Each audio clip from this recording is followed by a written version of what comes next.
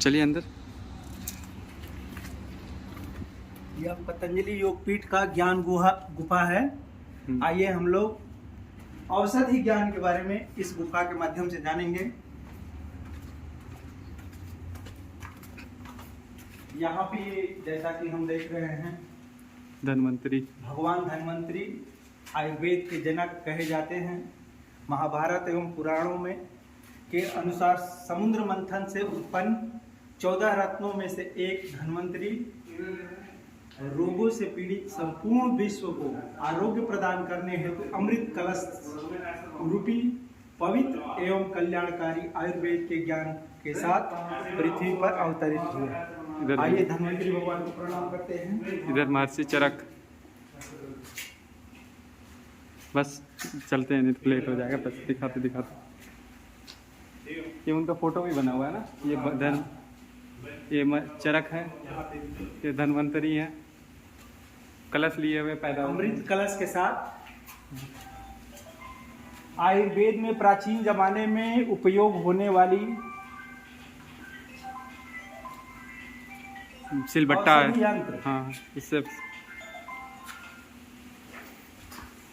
यहाँ पे योग की अनेक मुद्राएं, जैसे ये शून्य मुद्रा, वायु मुद्रा, ज्ञान मुद्रा, धारणा शक्ति, लिंग मुद्रा, वरुण मुद्रा और अन्य मुद्राएं, सूर्य मुद्रा, अपान वायु मुद्रा, अपान मुद्रा, प्राण वायु मुद्रा, पृथ्वी मुद्रा के साथ हम मुद्रा विज्ञान का समापन यहाँ कर रहे हैं। आइए आगे के क्रम में चलते हैं।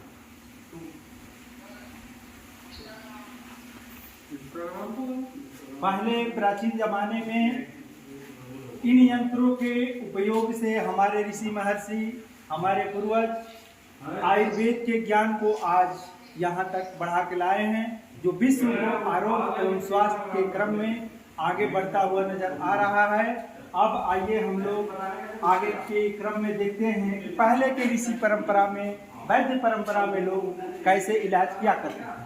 ये कौन है? आहार, निद्रा, ब्रह्मचर्य।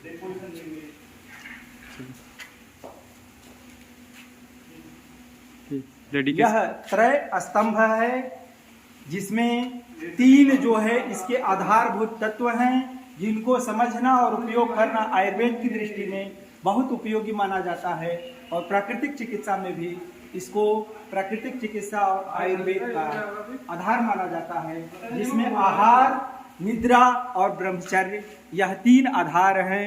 आइए, जिनको त्रय उप स्तंभ के नाम से जाना जाता है।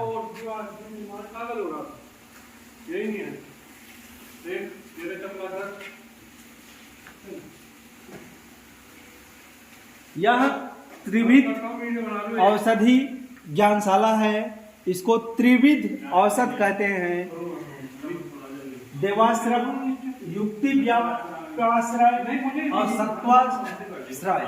आइए अब इसको त्रिदोष के रूप में हम लोग समझेंगे कि आयुर्वेद के 3 दोष, त्रिदोष कौन कौन से हैं।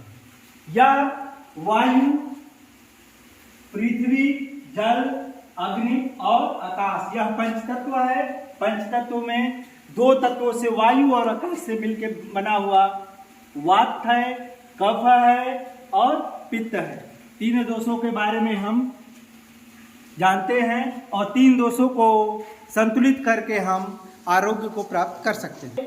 हम 3 जब जन्म लेते हैं तो सर्वप्रथम हम हमारे शरीर में वायु तत्व प्रधान बोलिए स्टार्ट है। आइए हम समझते हैं मनुष्य को जन्म से लेकर मृत्यु तक में कौन कौन सी अवस्थाएं हैं, जिसमें कौन से तत्व प्रधान रहते हैं।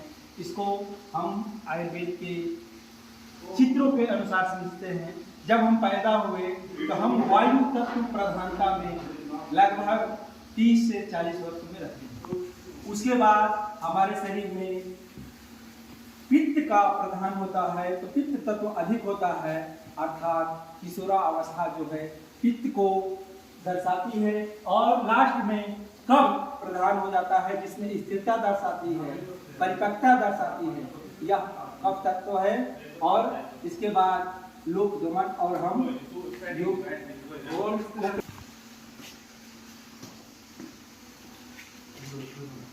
इस चित्र के माध्यम से हम लोग आयुर्वेद में कटी वस्ती के पंचकर्मा जो होता है उसमें कटी वस्ती को दर्शाता हुआ यह चित्र है।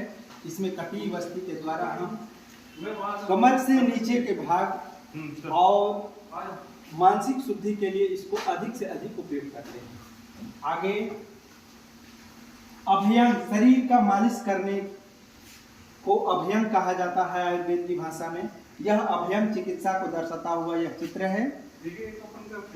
रक्त मोक्षण, अगला जो है पंचकर्मा का भाग आयुर्वेद, यह रक्त मोक्षण थेरेपी है, लीच थेरेपी, जिसमें जोंक वगैरह के द्वारा अपने विषाक्त रक्त को हम बाहर निकाल करके शरीर को शुद्ध और निरोग करते हैं।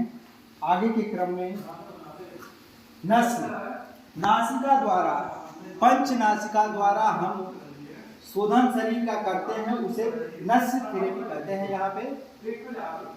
यहाँ पे शिरोधारा है ये, इसके द्वारा शारीरिक और मानसिक शुद्धि के लिए यह बहुत ही उत्तम औषधि शास्त्र है। और उसके बाद हम उपना, जिसे आजकल हम कहते हैं गर्म और ठंडा सिकाई के माध्यम से भी हम रोग दूर करते हैं, यह है उपना।